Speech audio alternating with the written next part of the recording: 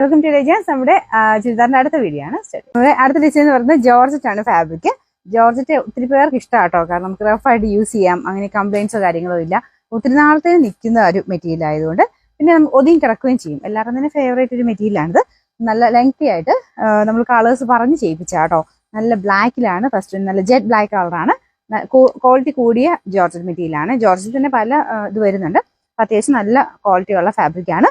ഇതിന്റെ front പോർഷനിലെ design ആണ് നല്ല തിക്കായിട്ട് എംബ്രോയിഡറി വർക്ക് ചെയ്തിട്ടുണ്ട്.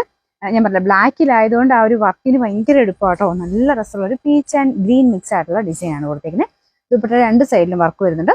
നല്ല ലെങ്ത്തും ഉണ്ട് കേട്ടോ. ബോട്ടം വിത്ത് ലൈനിങ് ആണ്.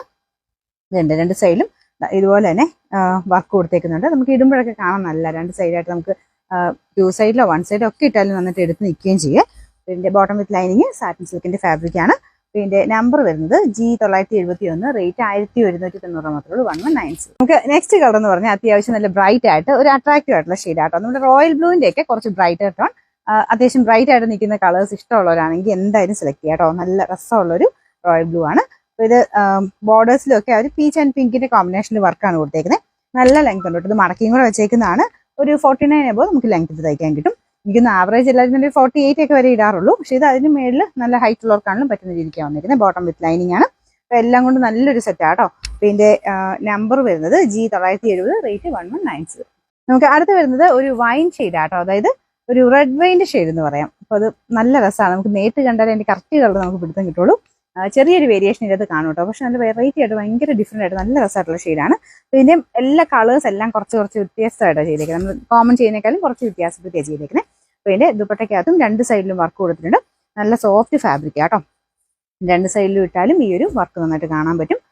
ബോട്ടം വിത്ത് ലൈനിങ് ആണ്. അത് സെയിം കളർ തന്നെ, സാറ്റിൻ സിൽക്കിന്റെ മെറ്റീരിയൽ. നമ്പർ വരുന്നത് G968, റേറ്റ് 1190. നമുക്ക് അടുത്തത് നല്ലൊരു ബോട്ടിൽ ഗ്രീൻ്റെ ഒക്കെ ഷെയ്ഡ് ആട്ടോ.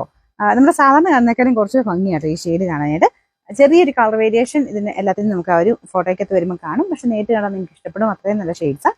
അപ്പോൾ അതിൻ്റെ അകത്ത് സെയിം തന്നെ രീതിയിൽ വർക്ക് കൊടുത്തിട്ടുണ്ട്. വർക്കിനെല്ലാം ഞാൻ പറഞ്ഞില്ലേ ഇങ്ങനെ ഡബിൾ സ്റ്റിച്ച് ചെയ്തേക്കുന്നത്. അപ്പോൾ ഇച്ചിരി തിക്കായിട്ട് നിൽക്കും വർക്ക്. ഫ്രണ്ട് പോർഷൻ്റെ ഡിസൈനും സെയിം തന്നെയാണ് കേട്ടോ. നല്ല ഫിനിഷിംഗ് ഉള്ള ഒരു പാറ്റേൺ ആണ് കൊടുത്തേക്കുന്നത്. ബോട്ടം വിത്ത് ലൈനിങ് ആണ്. നമ്പർ വരുന്നത് G972, റേറ്റ് 1190. നമുക്ക് ലാസ്റ്റ് കളർ ഡാർക്ക് വൈൻ ഷെയ്ഡാണ്.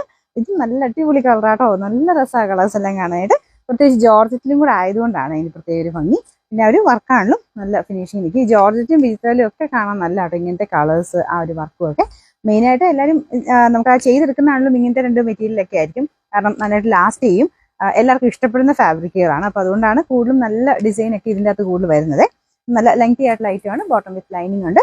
ഇതിന്റെ നമ്പർ വരുന്നത് G969, റേറ്റ് 1190.